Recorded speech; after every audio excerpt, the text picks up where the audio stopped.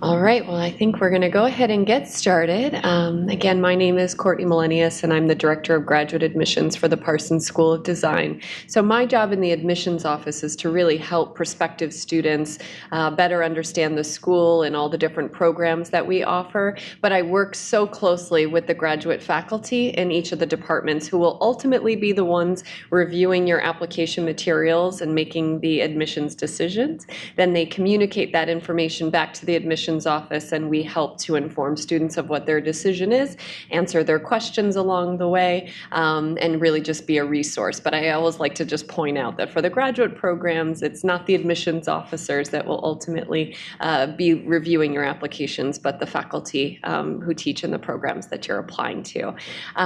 Now, today's information session about the admissions and financial aid process is going to be a much more condensed version of the information session that I typically give to students every week who are coming to learn about Parsons. Since you've just attended an open house event and heard a lot from our dean and from our faculty and current students, I'm going to sort of just introduce each of the different programs that we have, but I'm not going to do a deep dive into each of them with you now. Instead, I really want to focus on the how to apply the admissions and financial aid portion of the presentation. But this is sort of just a rough agenda of what we hope to accomplish. And because it is graduate study that you're interested in, I know we touched on it in the morning welcome, but I think it's really helpful to know that as a student at Parsons, you'll have elective credits in your program to potentially cross-register in an area outside of your own. So a lot of students might be thinking of other areas within Parsons that they'd like to cross-register with, but there's this whole other plethora of degree programs, master's degree programs at the new school that you may want to think about in terms of either cross-collaboration in a project capacity or through courses. So the different areas of graduate study that we have at the university level include the New School for Social Research, which has the MA and PhD offerings in the humanities and social sciences. Subjects like anthropology, sociology, economics, politics, psychology, and philosophy. There's also a really interesting program called Creative Publishing and Critical Journalism, where students are taking both design classes as well as journalism classes. The Milano School of International Affairs, Management, and Urban Policy has master's degree programs in areas like public and urban policy, nonprofit management, environmental policy and sustainability management, and international affairs. So we also sometimes see Parsons students wanting to cross-register in some of those subject areas. We have an MFA program in creative writing that looks at fiction, nonfiction, poetry, and writing for children and young adults. The School of Media Studies has master's degrees in media studies, media management, and then there's also a graduate level certificate in documentary filmmaking. The School of Languages has a master's program called TESOL, which stands for Teaching English to Speakers of Other Languages. And we also have a robust language offering. So students that are interested in foreign language classes, because maybe they're going to go abroad for a semester or for a project, can also just take foreign language classes at their disposal. And then within the College of Performing Arts, we have a master's program called Arts Management and Entrepreneurship. There's also in the School of Drama, MFA degrees in acting, directing, and playwriting. And then the Mannes School of Music has, it's a music conservatory, so it has Master of Music degrees in various instruments, as well as voice, composition, and collaboration as well. So these are the sort of different subject areas that we have on the graduate level. And of course, today's information session was really focused on the Parsons School of Design, which we mentioned in the morning address was founded in 1896. We're actually technically older than the new school, which was founded in 1919. And we offer over 20 master's degree programs at Parsons that are thematically grouped by schools that sort of, again, thematically group like majors together. So we have our School of Constructed Environments, our School of Art, Media, and Technology, School of Fashion, School of Art and Design History and Theory, and the School of Design Strategies. And so just like Parsons is a school within the new school, Parsons itself has these 5 schools that have these sort of like majors thematically grouped together. And it really is a nice way to sort of build community within the larger community as a whole. And then these are the corresponding master's degree programs on the right-hand side of the slide here. And I also want to just take a moment to talk about our associate degree programs because Parsons treats associate's degrees very differently from most traditional colleges. In most places, an associate's degree is an undergraduate program that is intended for students coming out of high school where they do 2 years of study and then they maybe transfer into a bachelor's program. But Parsons created associate degrees for adult career changers. So we don't even allow students coming out of high school to apply to these programs.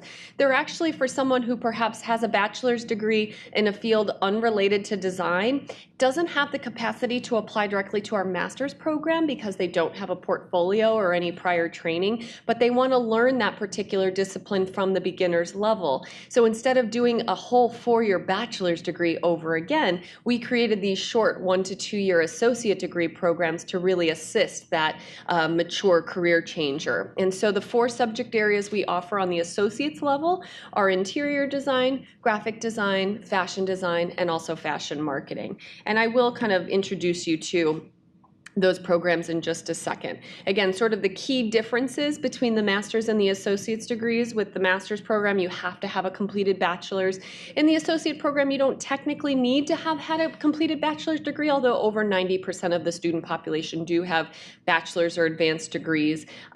They tend to be, again, career changers coming with prior education, but not prior education in design, hoping to learn that skill set, whereas the master's degree students really do have already either a prior education or a professional training in that field.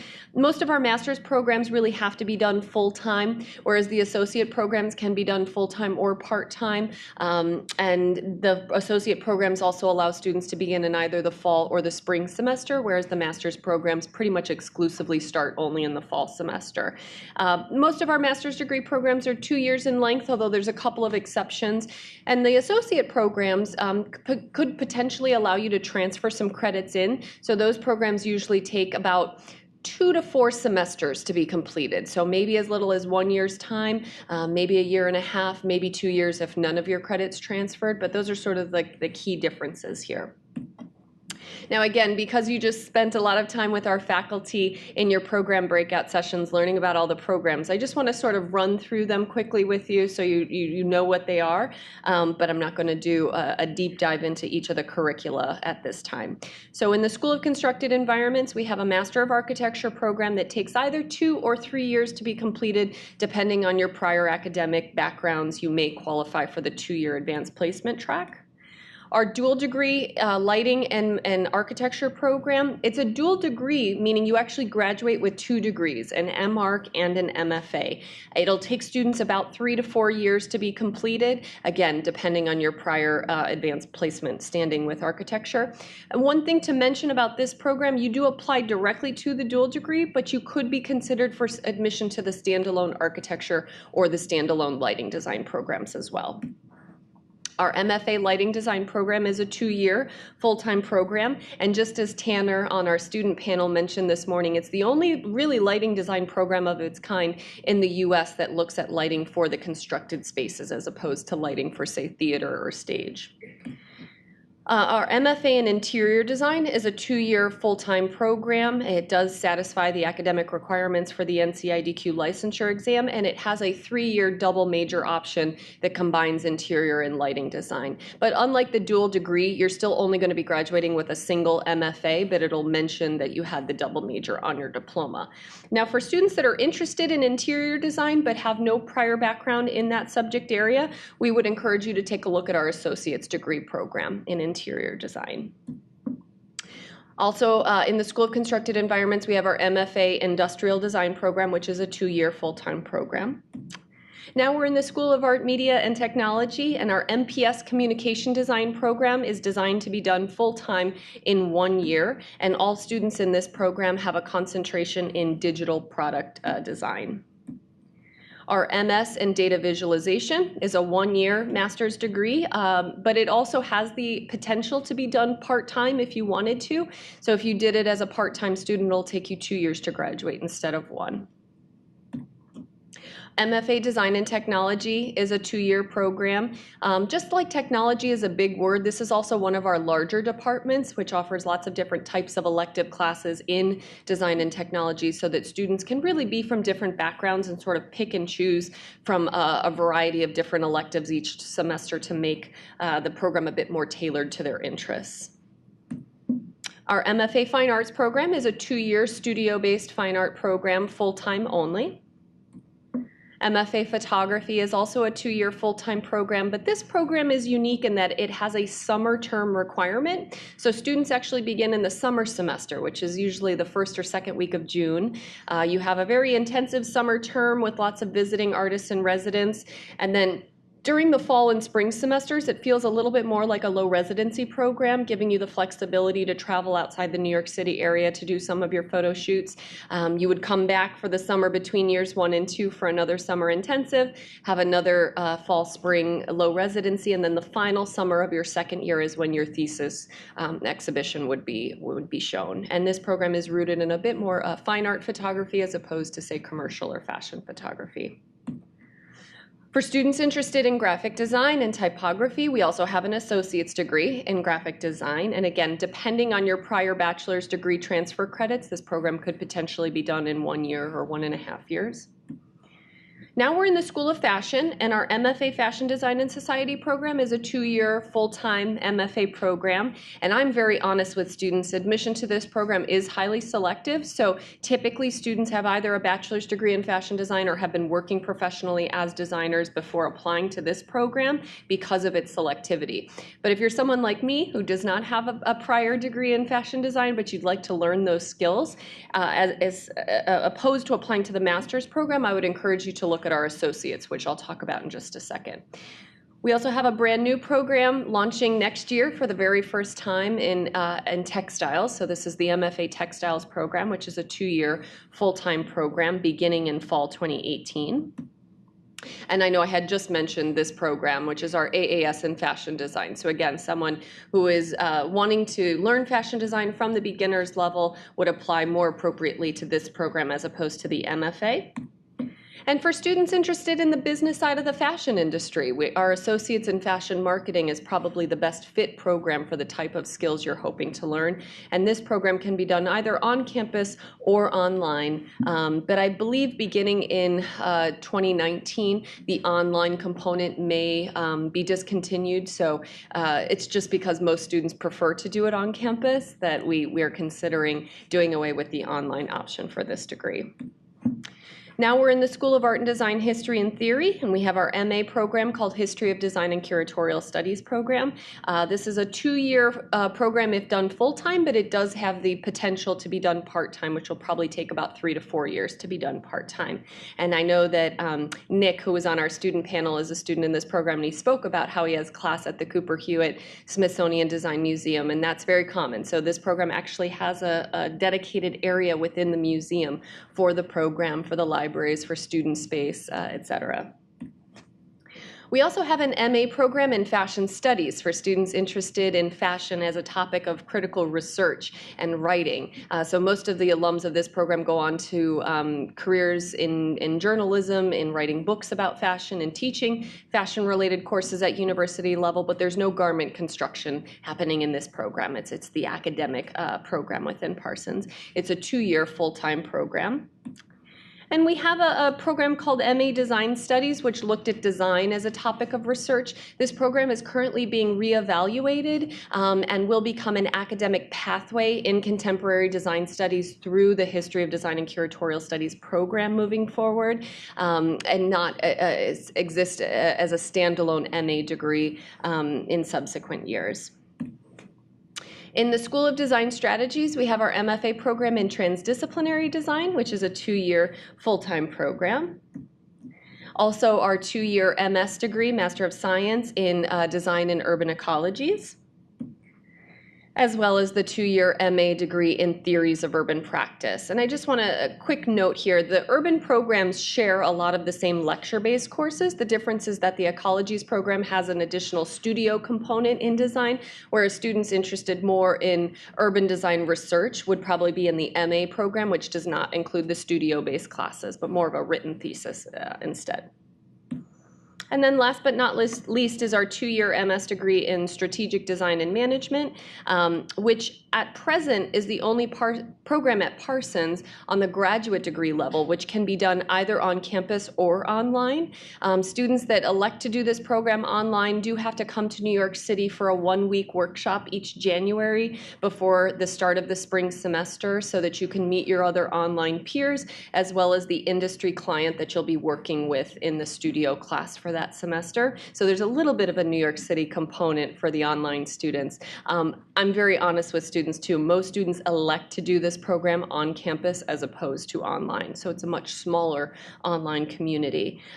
This is a business program, sort of the design school's equivalent of an MBA program. So you take courses in areas like managing creative projects and teams, new business models and new economies, regulatory and ethical contexts and new design firms. And then you also have a studio class where you partner with a client in a capacity to really apply the design thinking process to their business model.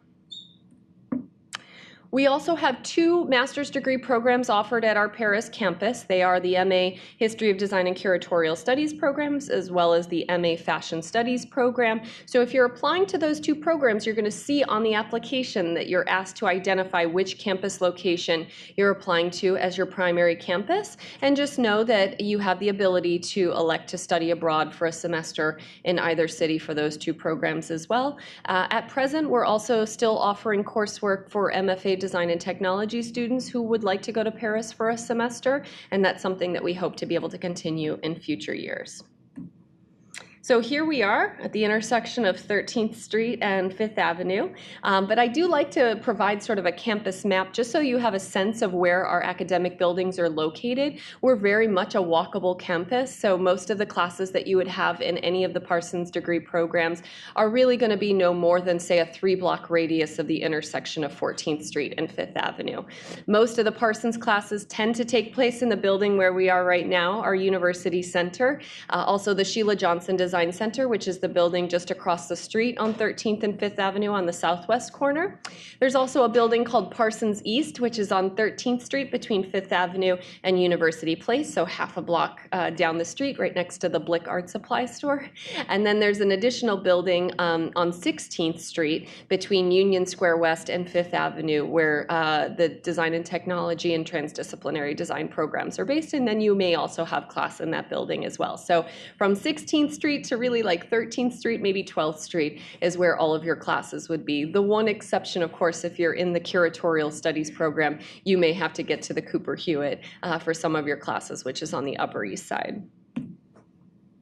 So again, today's session is really focused on the application process and walking you through that and answering your questions now that you're all very excited to apply.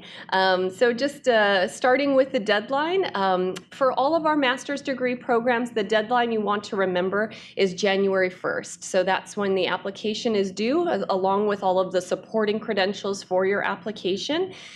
If you apply on or as close to the January 1 deadline, you'll be receiving your admissions letter from us usually around the middle of March is when we try to start notifying students. Another quick note in that we're not the type of school that shuts down our application on January 2nd and says, sorry, you missed the boat this year, you've got to wait a whole year before you reapply. The application will remain open after January 1st. So if you're not able to get everything done by January 1, you need a little extra time, that's fine.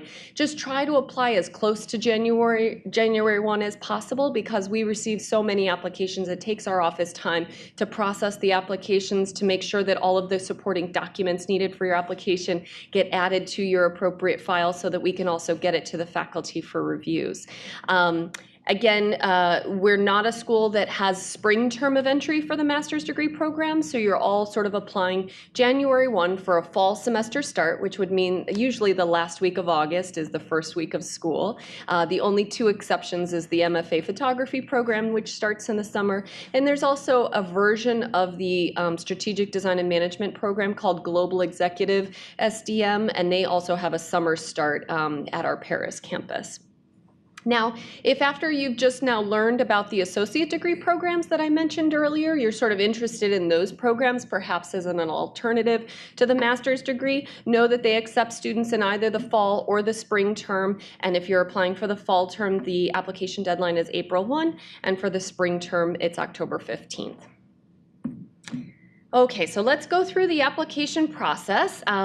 Essentially, you just go to the admission section of the Parsons page to access the online application, and you'll create a username and a login and start the online application portal system. It's $50 to apply. If you have any financial hardships and that $50 is going to be a hindrance on you applying, please send an email to the admissions office. We're happy to grant fee waivers. Now, as you're filling out the online application system, they're going to ask you to list all of the colleges that you've attended, basically any school that you've received college level credit from. So if you transferred schools a couple of times, you would list all of those institutions and then have to provide us with a transcript for all of the places you went to.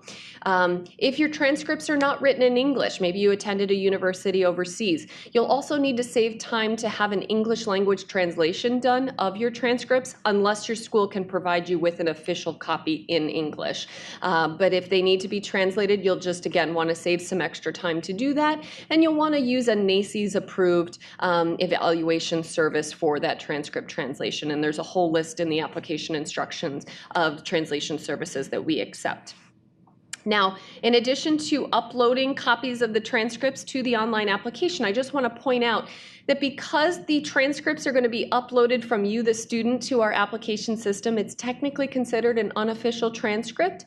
If you're accepted to Parsons during the summer months before school begins is when we would require the official paper-based copy to be sent and added to your student record. So for right now, we'll take these unofficial copies for review, but the official copies would come if you later matriculated to the university. Another thing that we require of all applicants is a copy of your resume, so you go ahead and attach that to the online application system. Because you're using the resume to apply to school and not necessarily apply for a job, maybe there's things you do in your spare time that you're not receiving financial compensation for, but they're relevant to the program that you're applying to. This could be anything from community service and outreach projects to other forms of volunteer work or how you spend your free time. Feel free to include those things in the resume section of the application. The statement of purpose essay is usually a 1 to 2 page essay about why you're applying to the program you've selected, why you think the program is a good match for your educational goals, what kinds of skills you can bring to this program. And I think the more specific you can be and show that you've done your research, that you've come to our open house, that you've connected with faculty and current students and have a really good and strong understanding of the program, it really pays off because many of the faculty like to begin reviewing applications by starting with this essay and trying to determine, does this student really have a clear understanding of what the learning objectives in this department would be. So spend some time on that essay and you'll upload it to the online application system. We also require, for non-native English speakers, proof of English mastery by having you submit either a TOEFL, an IELTS, or a PTE score, PTE standing for Pearson Test of English. On the TOEFL, we're looking for a 92 or better. On the IELTS, it's a 7.0 or better, and on the PTE, it's a 63 or better. Now, there's one exception. So if you're an international student, English is not your first language, but if you attended a university where English was the language of instruction for all 4 years of your bachelor's degree, you can request a TOEFL exemption on the application, and then we just need to verify, in fact, that your school was taught in English, and you would be able to apply without submitting one of those scores. The GRE, or the Graduate Records Exam, is only required if you're a native English speaker applying to our Master of Architecture or our dual degree Architecture and Lighting Design program. So you'd want to save some extra time if you're applying to those programs to take that exam and have your official scores sent to our office. You'll see that for some other programs, they may say something like the GRE is, optional, not required, etc. Only if you're taking that exam for other schools that you're applying to should you feel obligated to send us your scores. So if you're not required to take that test for our school and you're not taking it for other schools that you're applying to, please do not feel pressured to take it for us. We really do not consider it as part of the application process unless you're applying to a program such as architecture or dual degree, which does require it for their application. Now, 2 letters of recommendation are required from everyone. These can be either academic or professional references. If you've been out of school a number of years and you feel it would be really hard to get an academic reference letter written, that's okay. You can send 2 professional reference letters, or people who know you well, know the type of program you're applying to, and can really speak to the sort of personal qualities and characteristics of your application's candidacy. Another thing you'll want to do is talk to your recommenders before you start the application process, because when you get to the recommendations section of the application, it's going to ask you to provide us with their names and contact details. And then it's going to say, will this letter of recommendation be submitted electronically? Yes or no? If you say yes, then that person is going to receive an email alert to the email address that you listed, and there's a digital form that they can fill out and zip back to our office. Pretty easy for them. If you say no, then we expect the letter of recommendation is coming to us through the mail. So you'll probably want to give your recommender a self-addressed stamped envelope, a cover sheet that you can download from our application instructions so that it can be added to your application after you apply. We have no preference. I will say, just from a processing standpoint, it's much easier to receive electronic documents, but you'll want to talk to your recommender since they're the person writing the letter and figure out what format they would prefer to use. Now, the portfolio I'm going to talk about on the next slide, so hold on just a second for that. If you're applying to one of our MA programs, so this includes fashion studies, curatorial studies, theories of urban practice, those programs do not technically require a portfolio, but instead we would encourage you to submit a piece of academic writing up to 10 pages, especially a writing topic that's relevant to the program to which you're applying. And then interviews. Interviews really vary by program. So some of the graduate faculty will insist on doing interviews with all of the final candidates for admission to their program, and they'll probably send you an email in January or February stating, we'd like to set up an interview either by phone, Skype, or maybe in person if you live in the metropolitan area. If you don't get an email request, don't panic. Doesn't mean you're not being considered for admission. It just means that perhaps that program doesn't feel an interview is necessary. Sometimes they also just reach out for an interview if they have a question about something that they read in your application and would like to have a further conversation with you. So the bottom line is, don't panic if you're not contacted, but at the same time, do check your email regularly throughout the months of January and February in case someone is trying to connect. So, for the programs you see listed on the left side of the screen here, these are all programs which require a portfolio submission, and we use a website called SlideRoom for our portfolio submissions. It's a pretty common website that most art and design schools use. The direct link, if you'd like to go there, is parsonsgrad.slideroom.com. When you get to the SlideRoom landing page, you'll be able to click on the department that you're applying to and read the prompt for what kinds of items they would like to see you include in your portfolio. Every single program is a little bit different. Some programs might say we want to see 20 pieces. Others might say 15 to 25 pieces or up to 40 pieces. So it really does vary program by program. And in addition to showing you the number of pieces that are required, it'll also say, please feel free to send us things like images of your sketchbook, things that demonstrate your design process in addition to your finished pieces. It doesn't have to be visual. It can be written submissions. It can be, photographs of you in action doing a group project. It can be Oh gosh, it can also be film files and sound files. So we want you to be creative. We want you to really pick the pieces that best reflect you and the work you've done, the work you're most proud of, as opposed to the work you think we want to see. You have to do your portfolio in Slide Room before you can submit your application to Parsons, because it's going to ask you to provide your Slide Room confirmation code, which is a 10-digit code you get after you submit your portfolio in the Parsons online application. And again, that's so that we can match your materials together.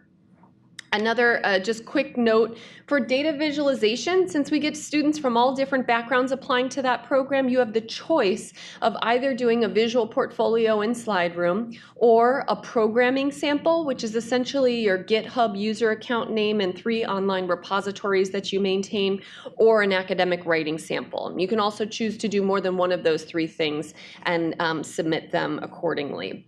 For theories of urban practice, you can either do a visual portfolio in Slide Room or an academic writing sample, or both if you would like.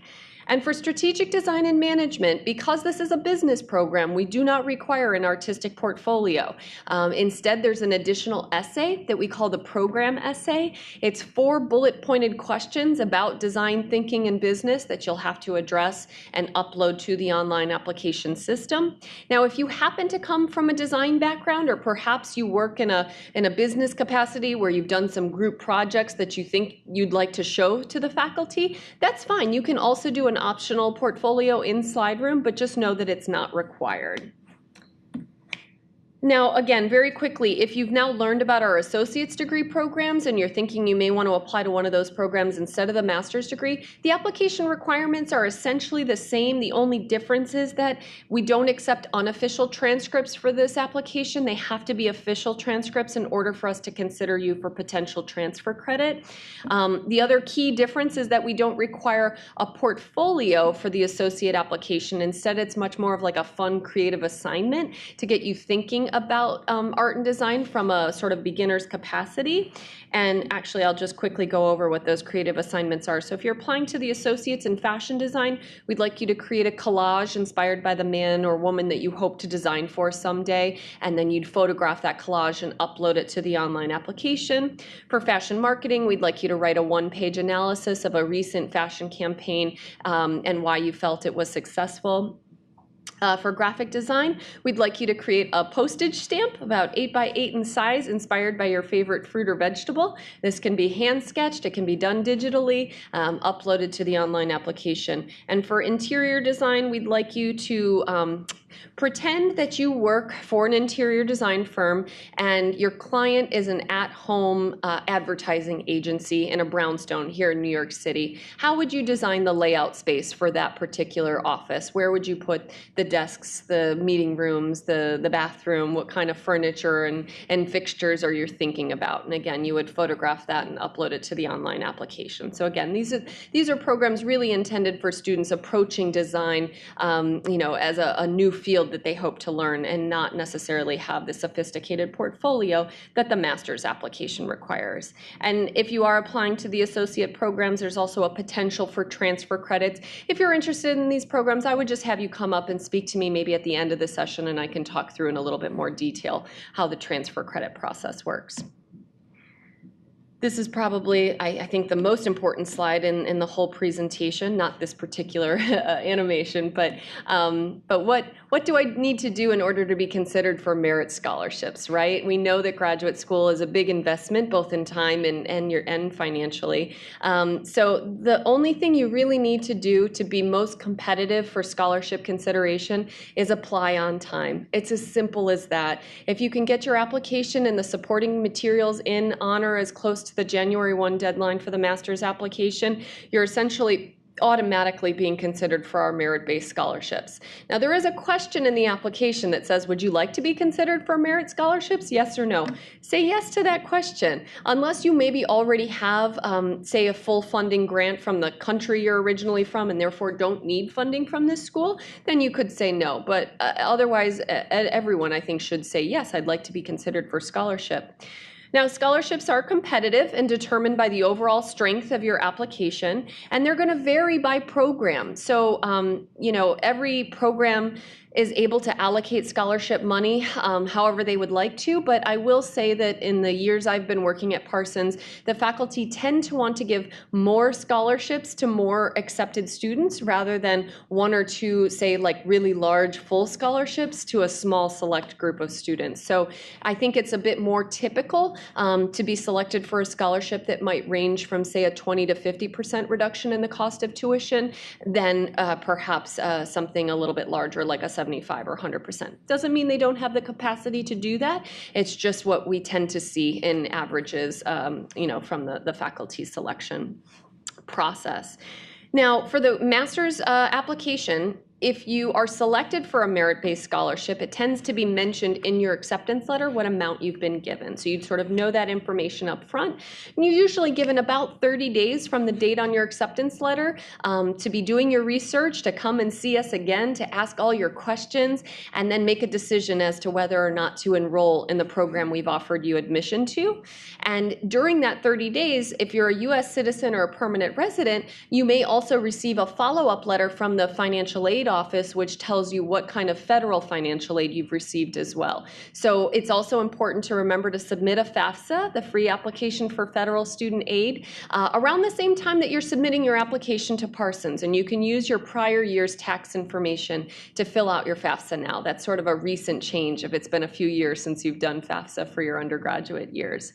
Also, a quick note, since Parsons has so many international students applying, it's important to state that we consider all students equally for merit-based scholarships. So both U.S. citizens, permanent residents, and international students are considered for our merit-based scholarships. And I think that I've covered everything that I hope to cover on this particular slide. Let me just see here. Now, all of the tuition and fees information can be found on the New School's website. If you simply search the word tuition, you'll be brought to the tuition and fees page. Most of our master's degree programs, because they're full-time programs, students are typically registered for about 12 to 19 credits each semester. So the cost you see on the slide there of around $48,000, that's an annual tuition, right? So half of that amount is paid at the start of the fall term, half at the start of the spring term. You can also elect to enroll in a monthly payment plan if you'd like to space that cost of attendance out in smaller installments throughout the course of the semester. It's entirely optional for you and how you choose to budget for your graduate studies. Now, there's a couple exceptions. Obviously, the photo program, because they have a summer semester requirement, they're charged for each credit that they register for, but the annual tuition comes out to be right around $45,000 a year. For strategic design and management and theories of urban practice, because those are not studio-based programs and they only require 9 credits each semester, you're not taking 12 or more credits, so you're instead being charged per credit that you register for. So if you multiply 18 credits for the year by our current cost per credit, your annual tuition for those 2 programs is going to be around $30,000. Another just kind of quick programming note for the History of Design and Curatorial Studies program, as well as the Fashion Studies program. In your second year of study, you're going to be required to write a thesis or do a final capstone project. So you take fewer classes in your second year than your first year. So you're going to go from paying that flat rate tuition in year 1 to the per credit rate in year 2. So there's just a little bit of a cost difference in those 2 MA programs between years 1 and 2. And right now, the only programs that can be done part-time are the History of Design and Curatorial Studies, as well as the Data Visualization program. Cost is very similar if you chose to apply to our associate's degree programs, which I've also listed on the slide here. And because I mentioned that we do have on-campus housing for adult and graduate students, I just wanted to let you know that the average room on campus is going to be right around $18,000 for the academic calendar year, which means you move in late August, you move out in late May, and if you chose to stay for the summer months, there would be an additional fee for summer housing. Most of these rooms are still shared rooms, so you'd still have like a shared kitchen and bath with another graduate student or 2. And there is a representative here from the housing office in the resource fair if you'd like to ask more.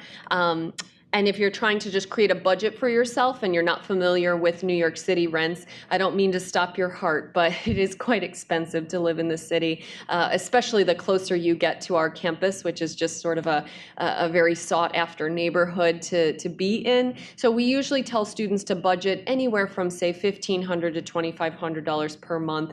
Again, a lot of that depends on the location of your home, how many roommates you have, all those factors which could increase or decrease your monthly expenditures. Now, I always have this sort of tip slide about how can I strengthen my application.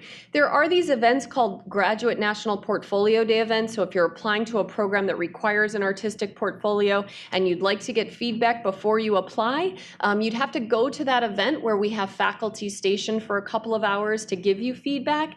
The events happen in New York, Chicago, and San Francisco each year. Unfortunately, they've all concluded for this year. So if you're doing research for a future application, know to always check our events calendar in October for the dates for that particular year, but they have all concluded for this year. Please don't panic if you did not get a portfolio review done and you still want to apply for this year. The vast majority of students who apply to our programs have not had their portfolios looked at before they apply, and they're just as competitive for admission as someone who may have gotten a little bit of feedback. After you apply, you may wonder, how do I know if my application is complete? Did they get everything I sent them? Once your application is received, first you'll get a confirmation email saying that we got your application. Then we usually allow about 10 processing days for us to check in materials that might have been sent or already in our office that needed to be matched to your application.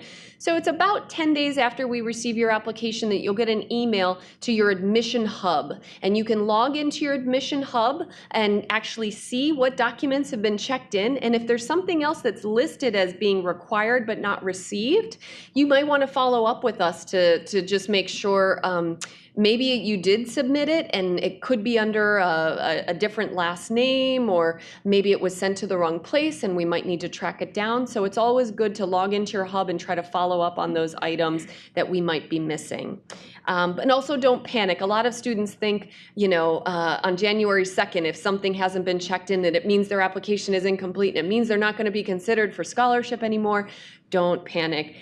Knowing that our deadline is January 1, which is a national holiday and our office is closed, we reopen shortly after the new year and we have to check in a whole lot of documents that were received while school was closed. And so it takes us a little bit of processing time. Your application is not at a disadvantage if something got checked in after January 1st. Again, it's perfectly fine. But it's also a reminder, you don't have to wait until December 31st to start working on your application. I'm a procrastinator. I'm the worst offender, but I tend to notice that we'll have like a couple applications, submitted before the deadline, and then suddenly on January 1, thousands of applications come in, and I always say, why does everybody wait until the absolute last minute to apply? Again, I'm guilty of it too, guys, I know. But if you apply a little bit earlier, it gives us more time to tell you if something's missing. So there's a little bit of an advantage in that scenario in case something is missing that might take you a little bit more time to get to us. But it doesn't mean you're going to get a decision any sooner. It doesn't give you more of an advantage in our admissions process. It's always good not to wait until the last moment to apply. Now, if you have questions about your program and you're not able to get the answers from our webpage, all of the program directors' names and email addresses are on the landing pages on the Parsons academics tiles, so please feel free to connect with them. If you have more admissions-related questions or application-related questions after today and you'd like to reach out to us, for graduate admissions, the email address is thinkparsonsgrad@newschool.edu, and if you are thinking now you might apply to the associate program, the email address is thinkparsonsaas@newschool.edu. And that's the last slide I have in my presentation. So are there any questions or anything that I've left out that you guys could use some help with? Yes, in the back of the room. I have a CD.